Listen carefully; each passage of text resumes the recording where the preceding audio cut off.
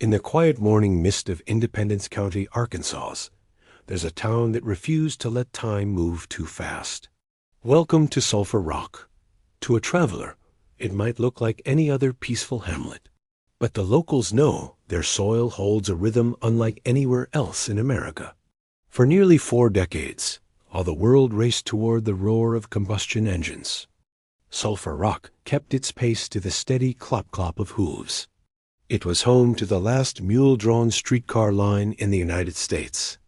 Even after it closed in 1926, the spirit of that stubborn, gentle history remained. The U.S. Postal Service even immortalized the mule car on a stamp. Today, life is a balance of heritage and the future. Children still fill Sulphur Rock Elementary.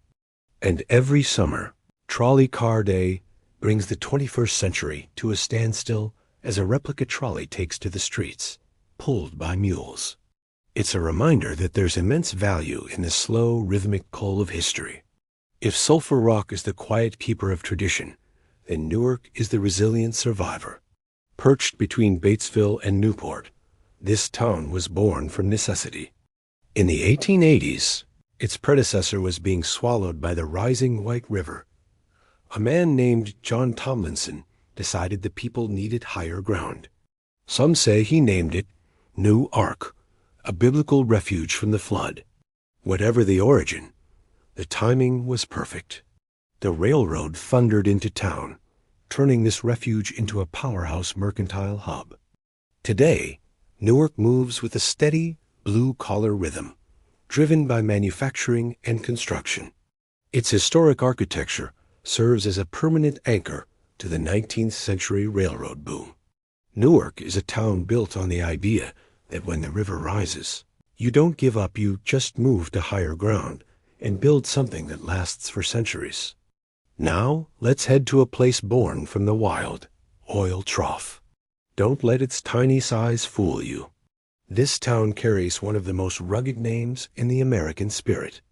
The legend takes us back to 1817.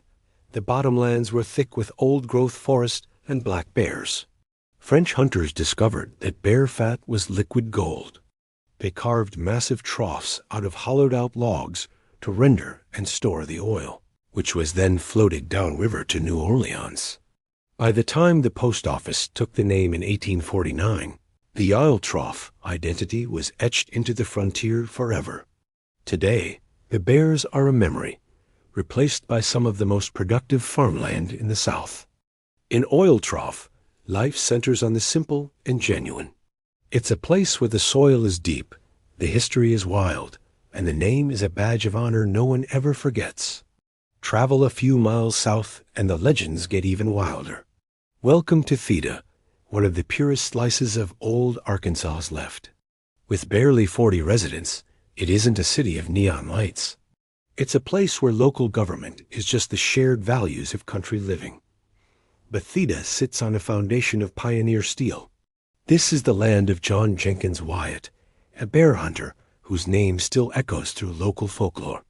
Legend says Wyatt didn't just hunt bears. He would crawl into their dens to lure them out, finishing the job with nothing but a hunting knife. That same grit defines the community today.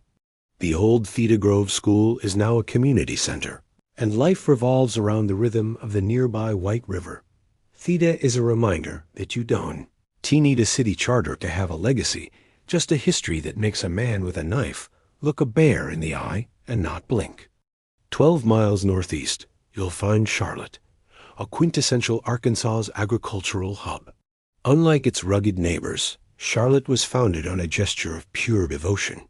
In 1883, its first postmaster, James Churchill, didn't look to the landscape for a name. He looked to his wife, Charlotte, anchoring the community's history in a story of partnership. The town's geography is defined by water, blessed with some of the finest grazing land in the state. The centerpiece of its heritage is the old Cord Charlotte School building, a symbol of resilience built during the Great Depression. Today, Charlotte is a place of quiet continuity, a town that proves you don't need to be loud to be significant. You just need fertile ground, a storied past, and a name worth remembering. Right next door is Cord, a community built on the Hopewell spirit of its pioneers. The story of Cord began under that original name, which still lives on in the Hopewell Cemetery. In 1880, the community needed a post office, and the name shifted, likely in honor of the Maggard family, prominent local farmers. For decades, Cord and Charlotte were inseparable under their shared school district. When the district merged in 2004, Cord didn't let its history crumble. The historic school building was reborn as a community hub, famous for weekly auctions that draw people from miles around. Cord is the ultimate slow-paced refuge, a testament to a simple truth. You don't need a city charter to have a home, just a little hope and a long memory. Finally, we arrive at Magnice, the gateway. This town's very existence was a power move. In 1882, Colonel Morgan Magnice and his son William secured the right-of-way for the railroad to cut through the county. By the time the first depot was hammered together, the stop already had a name, Magnice. Its identity has always been tied to the movement of people and goods. Today, it's a town of homeowners and long-term neighbors, a steady, reliable community built on the iron-willed foresight of the men who brought the railroad to their doorstep. Magnice is a reminder that sometimes the best way to build a town is to make sure the world has a reason to stop there. When you look at these 7 towns together, you see the DNA of the American spirit. You've got romance, knife-fighting bear hunters, flood-defying pioneers, and the railroaders who built the South. These places are the hidden gems that keep the real stories of Arkansas alive. Thanks for watching, and if you enjoyed this journey, be sure to subscribe for more hidden histories.